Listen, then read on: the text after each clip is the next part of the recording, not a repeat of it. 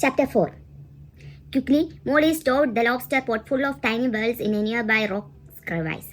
As soon as she let go of the wicker rim, the lobster pot became visible again, losing its camouflage now that she was no longer touching it. Cham, I need to breathe like a whale, she gabbled urgently, clutching the silver disc between her fingers and hoping with all her heart that this would grow very hot in her hand and a hologram appeared on its surface. Then Molly felt a tingling sensation spread through her, rather like pins and needles. She glanced down to see that she was no longer camouflaged against the water and rocks. But nothing else was happening. Now what? She thought wildly. Do I just jump? She tried an experimental leap up through the water and, to her astonishment, she burst right out of the sea like the whales she had seen.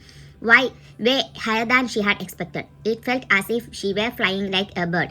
By the light of the moon, she could just make on Layla below her lying still on the rock eyes closed. It was so awful that Molly lost focus and completely missed Layla, smacking painfully back into the water without so much as touching her. Even worse, the mud monsters immediately stopped and turned to see what the noise was.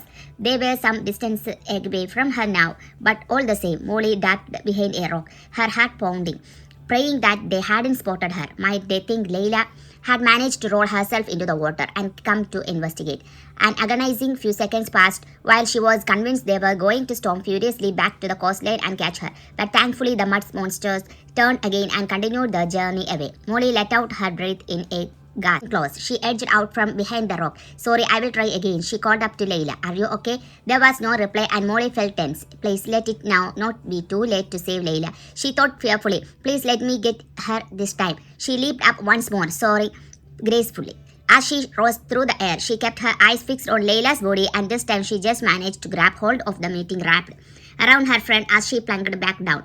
For a second, Molly panicked and Layla was going to be too heavy to pull down with her, but she was falling so fast that the force of her plummeting body meant she yanked hard on the netting, and Layla tumbled off the edge of the rocks and splashed back into the sea with Molly. Paddled her friend as best she could as they hit the water. She glanced nervously in the direction the monsters had gone, but they were almost out of sight by now and hopefully far enough away that they wouldn't have heard the two mermaids falling into the water.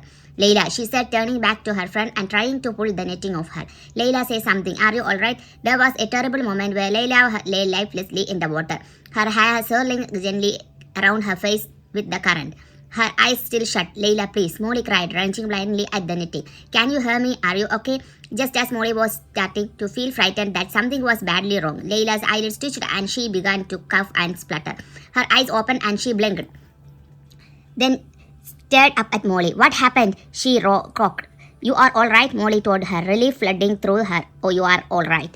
The monsters are gone and you are back in the color returning to her cheeks and the veil, she asked weakly, her eyes darting everywhere in search of them. They are here, Molly said, pointing to the lobster pot. Oh, Layla, she said, the words bursting out of her. I am so glad you are okay. I was really starting to worry. Layla smiled, looking better with every moment and hugged Molly. I must have blacked out, she said. The last thing I remember is you saying you were going to jump out of the water to get me or something. Then it's a blank. I did jump out of the water, Molly told her, unable to stop a surge of pride at the words. I breathed like a whale, thanks to my animal champ. It was amazing, like flying. Then she shuddered. Those horrible monsters. There were so many of them. We must set the whales free before they come back. Absolutely, Layla said, sounding more spirited now. Come on, let's get them out. She swam over to the lobster pot and tapped at the glassy surface that was trapping the whales inside. Wow, this is tough, she said, picking up a stone and knocking at the covering. How are we going to? Then she stopped and a frightened expression came over her face. Oh no, look, she cried. More monsters, Molly, heading our way. This is the end of chapter 4.